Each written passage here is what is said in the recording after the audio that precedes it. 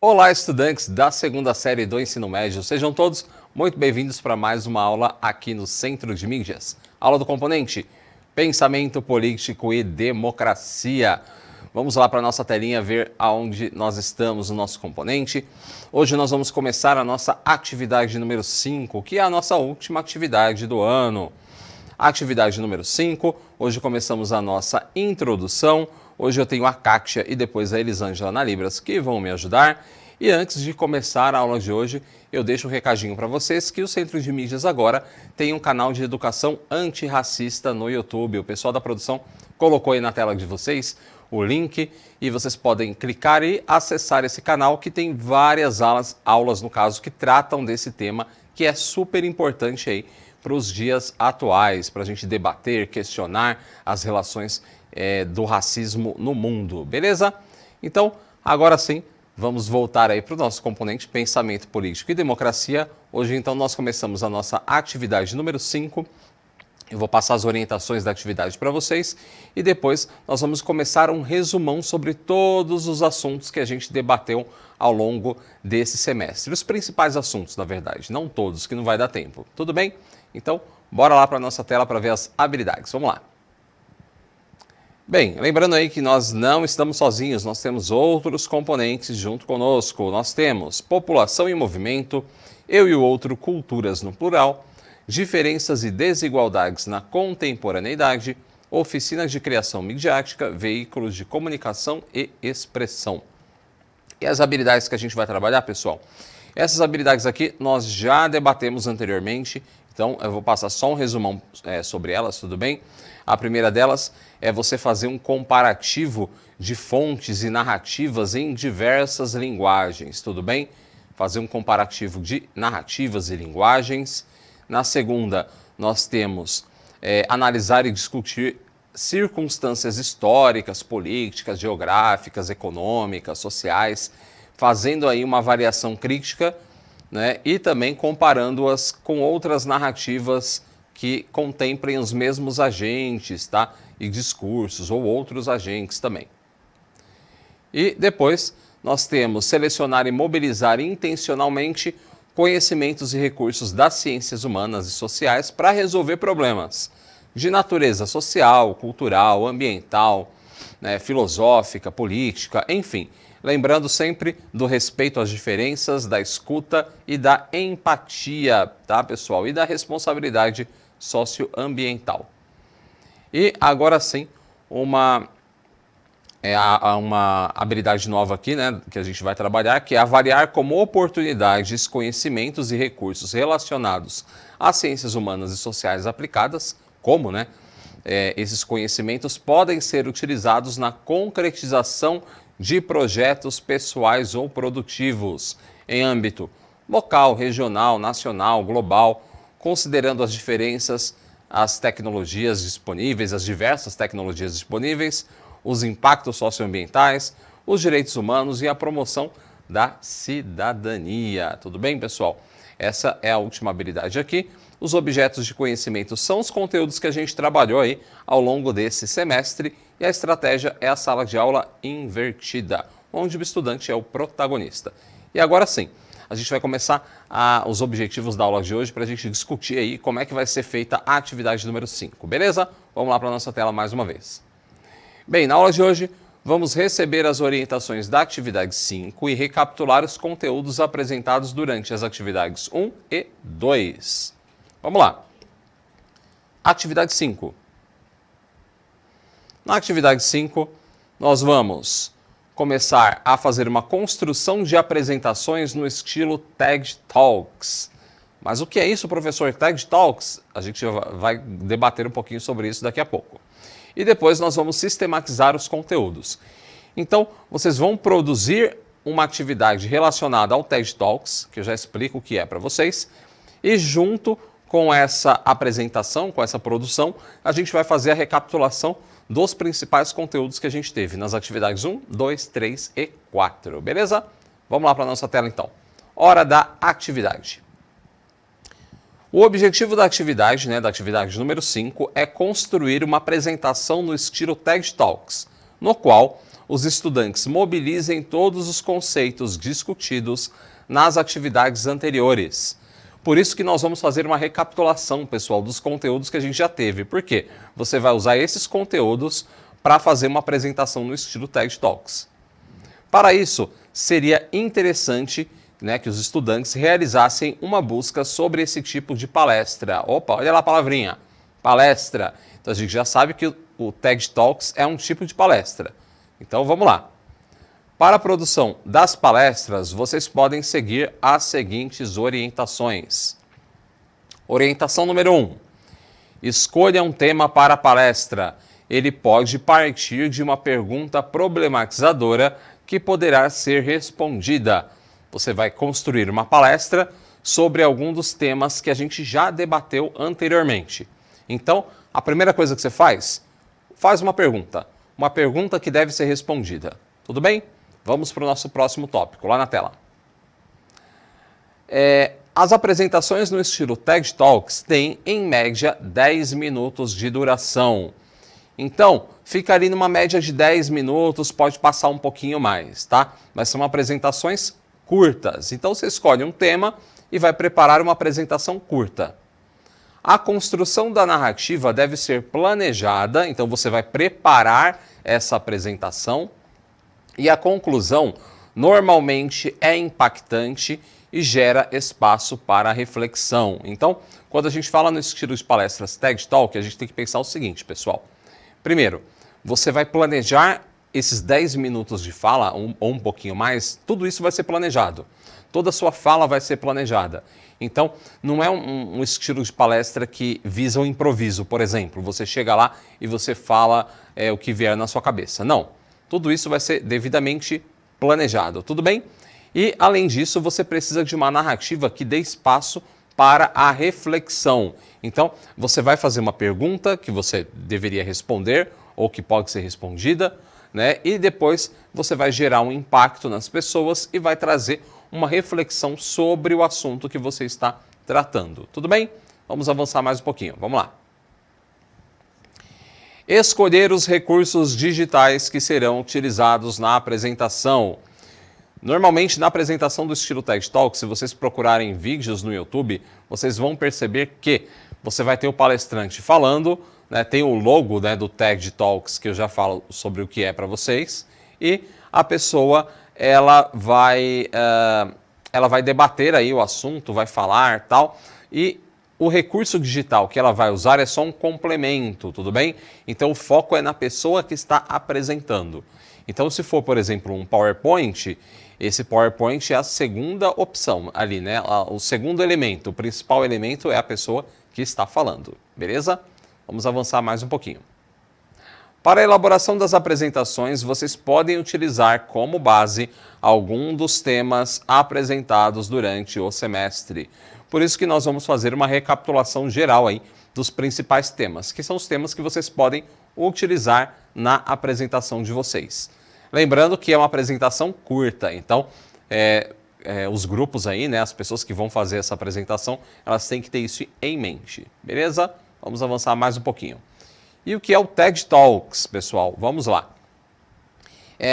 O TED Talks, pessoal, que em português é Tecnologia, Entretenimento e Planejamento, é uma série de conferências realizadas na Europa, na Ásia e nas Américas, pela Fundação Zeppelin, dos Estados Unidos, sem fins lucrativos, destinadas à disseminação de ideias, né, segundo as palavras da própria organização.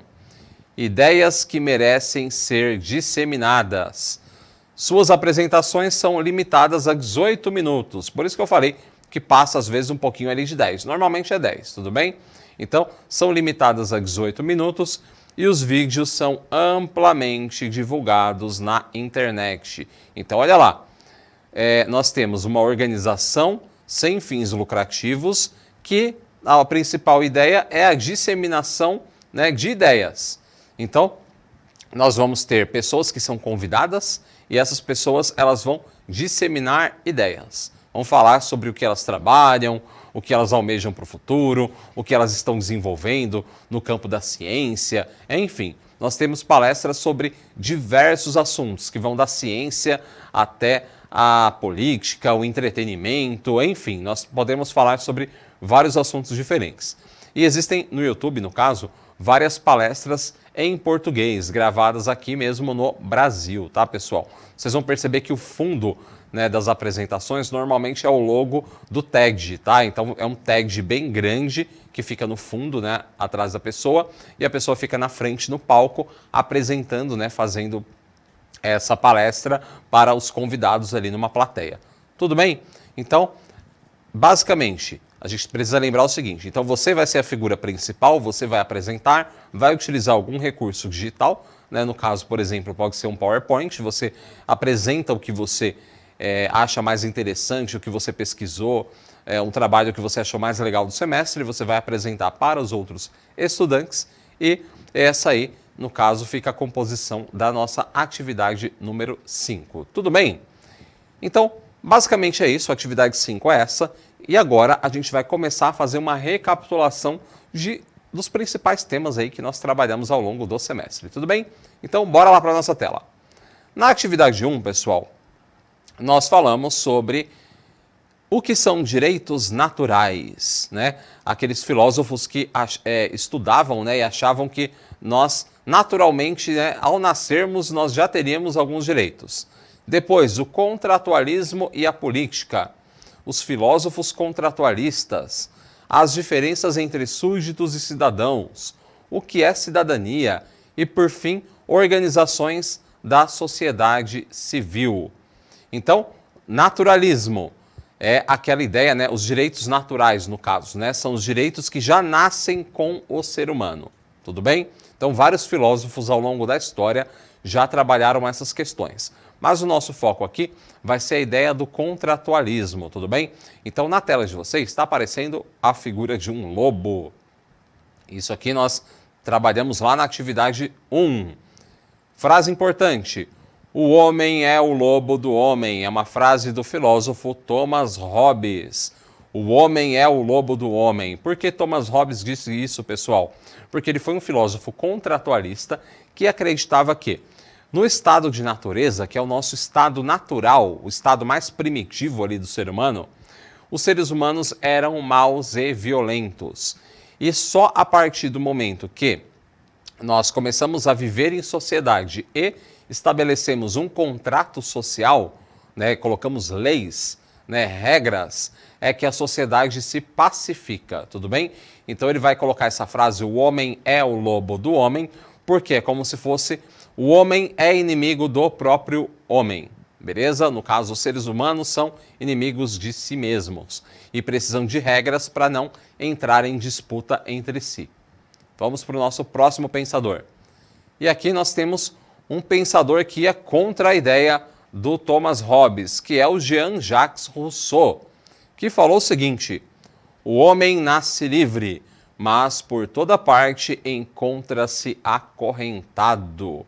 Nossa, então o homem nasce livre, mas por toda parte encontra-se acorrentado. Que frase interessante, né?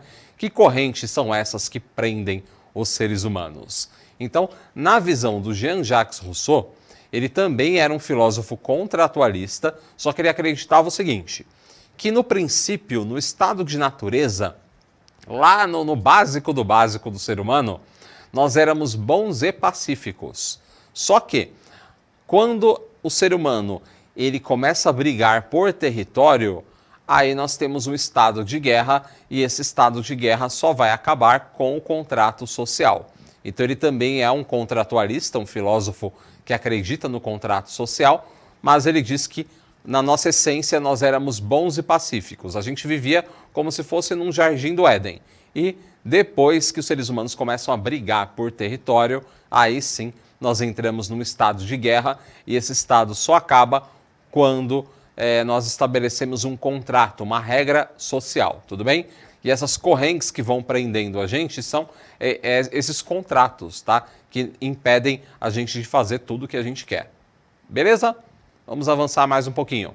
Vamos falar sobre outro filósofo muito importante, né, desse período, que é o período moderno, que é o John Locke. Nós temos aqui a pintura, né, com a imagem do John Locke, e a frase dele é: onde não há lei, não há liberdade. Onde não há lei, não há liberdade. Outro filósofo que trabalhou e discutiu a questão do contrato social. Olha só que interessante, hein?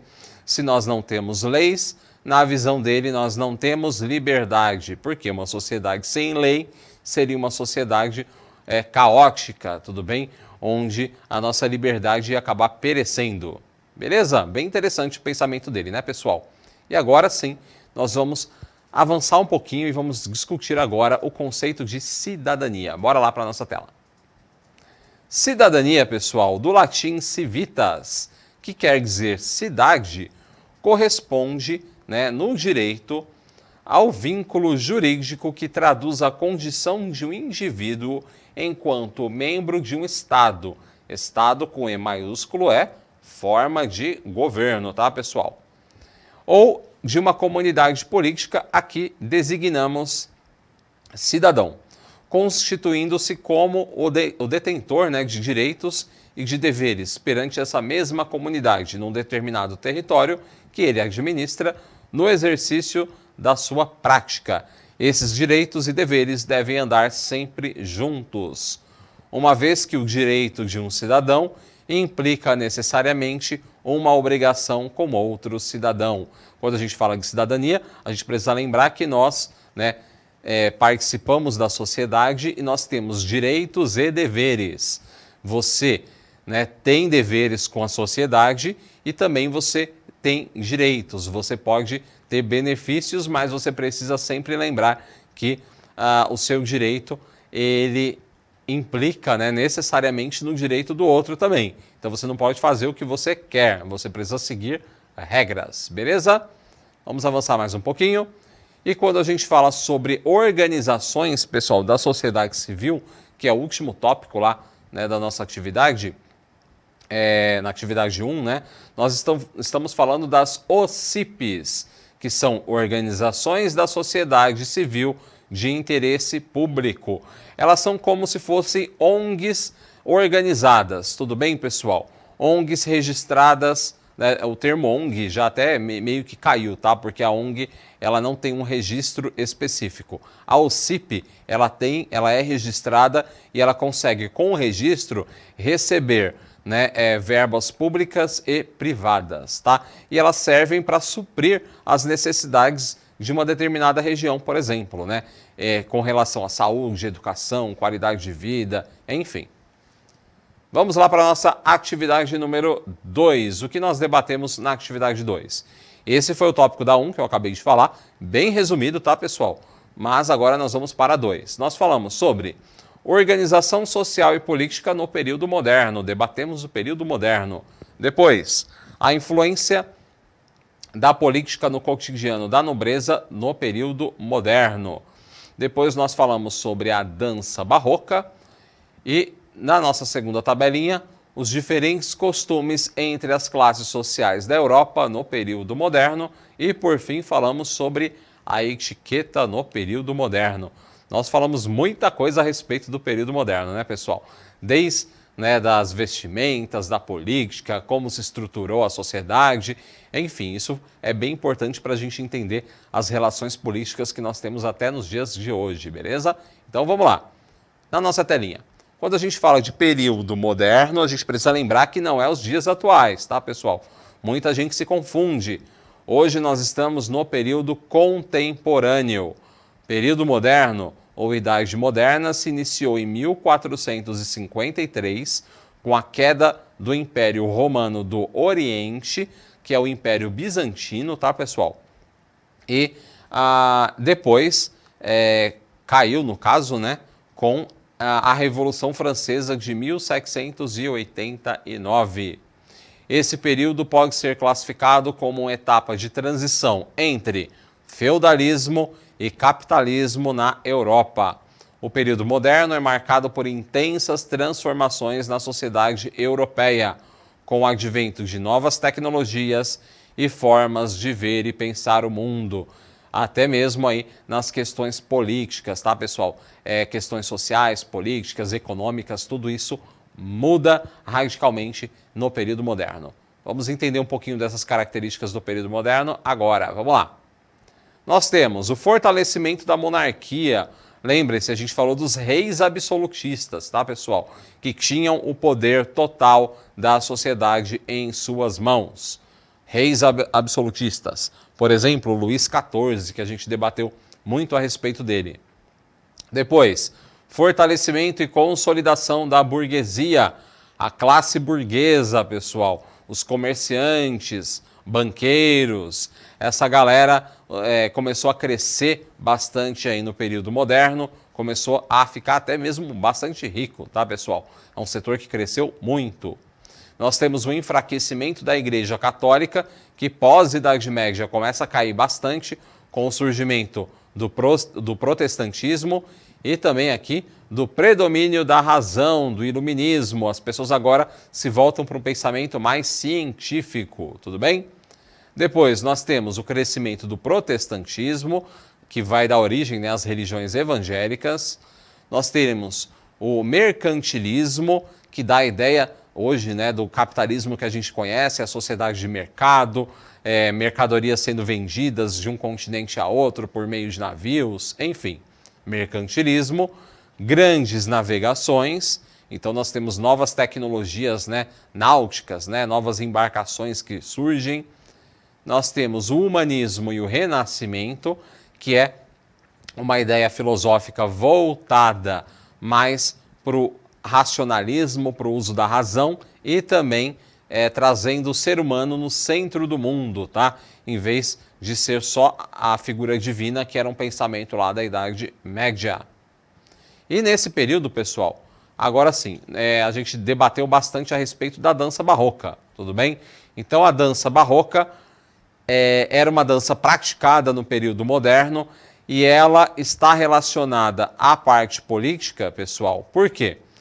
Porque ela era uma dança muito popular na Europa entre os séculos 17 e 18 e ela tem um caráter político, pois ela se popularizou nas cortes europeias e foi se propagando por outros setores da sociedade, que se inspiravam nos nobres. Então, você queria ser um nobre, você é pobre, você queria ser nobre, então você fazia o quê? Você tentava seguir o costume dos nobres. E o costume dessa época eram os bailes de corte, era a dança barroca, tudo bem? O barroco a gente já falou bastante nas atividades anteriores, então a gente não vai entrar em detalhes, tá? Mas imagina uma arte mais exagerada, tudo bem? Então, a dança barroca, ela começa nas cortes e vai descendo entre outras camadas sociais, tudo bem? Vamos avançar mais um pouquinho. Dentre as danças barrocas, a principal delas é a suíte barroca, tá, pessoal? Que é o quê? É um conjunto de danças. Então, você vai colocar todas as danças, algumas, no caso, as principais danças daquela época, você vai colocar numa dança só, tudo bem? Então, por exemplo, você vai começar uma suíte barroca, que é uma dança, né? Depois vocês podem procurar vídeos na internet que são bem interessantes, que falam sobre isso. Nós temos a Allemande, que é a dança barroca instrumental, que é o primeiro movimento da suíte, tudo bem? Então, você começa a dançar, depois você tem o corante, que é uma dança de passos saltitantes, depois nós temos a sarabanda, que é uma dança que ela tem um ritmo mais lento, então você começa dançando, saltita, depois você vai para um ritmo mais lento, e depois nós temos a giga, que é uma dança que apresentava um ritmo de moderado para rápido. E isso ficava se intercalando. Quando você chegava na giga, você voltava, né, lá para o corante. Então, você começava mais rápido, depois você saltitava, depois você começava a dar passos mais lentos e depois você fazia todo esse ritmo novamente. Tudo bem? Então, isso aí fazia bastante parte, aí, no caso, da dança barroca, que é a suíte barroca. Vamos avançar mais um pouquinho. Com relação à moda, nós vimos que a moda feminina e masculina era bem diferente nessa época, né, pessoal? Por quê? Lembrando que tudo isso é política, tá, pessoal? Os nobres, né, se utilizavam de vestimentas diferentes, danças diferentes, para tentar se separar do restante da população, para falar que eles eram mais especiais, no caso, né? E a população pegava esse exemplo dos nobres e tentava seguir aí na medida do possível, né, no que dava ali pelas suas condições financeiras. Então as mulheres, o que elas usavam? Espartilho, para deixar ali a parte do busto maior e a cintura mais fina, tudo bem? E na parte abaixo da cintura, elas colocavam armações de argola, pessoal, como se fossem argolas mesmo, que davam um aspecto volumoso para o vestido. Por isso que essa pintura, ela mostra exatamente isso, tá, pessoal? Mais detalhes, pessoal. Aqui nós temos a Maria Antonieta, rainha da França, no ano de 1783. O que ela tem de especial aqui, pessoal? Ela está usando o espartilho, que eu falei para vocês, né, que era um costume das mulheres daquela época. As mulheres também utilizavam perucas brancas, e se você não utilizasse uma peruca branca, você salpicaria um pó branco ali no seu cabelo para deixar ele o mais esbranquecido ali possível, tá? Que era uma moda também desta época. Vamos avançar mais um pouquinho? Os homens normalmente usavam o cabelo raspado e colocavam perucas, tá, pessoal? Perucas brancas ou cabelo comprido, amarrado, salpicado com pó branco. Se você não tinha dinheiro para uma peruca, você deixava o seu cabelo comprido, salpicava ali o pó branco e amarrava ele. Era uma moda dessa época. Os casacos. Observem aqui essa pintura que ela é bem interessante, que o casaco ele ia até a altura do joelho, onde está a setinha mostrando. As camisas, elas tinham babados ali nas mangas, as calças eram justas, né? Então a calça ia até a altura do joelho, mas depois você puxava uma meia, tudo bem? E depois os sapatos tinham fivelas. Bem interessante, né, pessoal? E agora, saindo aí dessa questão da moda, agora a gente vai falar um pouco da etiqueta, dos costumes das pessoas daquela época. Vamos lá. A etiqueta é o conjunto de normas, né, cerimoniais que indicam a ordem de precedência e usos a serem observados pela corte. Hoje, a etiqueta ela não está só relacionada à nobreza, ela está na nossa sociedade de modo geral. Mas nessa época é que surge aí a etiqueta, para separar os nobres das pessoas mais pobres, tudo bem?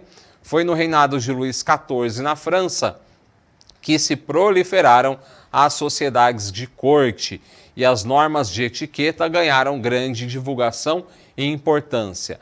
Então, você deveria se vestir de determinadas maneiras, você deveria se portar de determinadas maneiras. Se você vai comer, né, então você vai jantar com a sua família, você deveria se portar à mesa de uma determinada maneira. Talheres têm que ser postos de determinada maneira também. Enfim, essa etiqueta ela vai se proliferando por todos os setores da sociedade, essas regras, e elas vão variando de época para época, tá, pessoal? Então, vamos dar uma olhadinha na nossa tela? Com o tempo, novas regras foram sendo acrescentadas, como quais pratos deveriam ser servidos primeiro, como utilizar determinados utensílios, e etc. Tudo bem? E lembrando que essa etiqueta servia de separação entre nobres e classes mais baixas.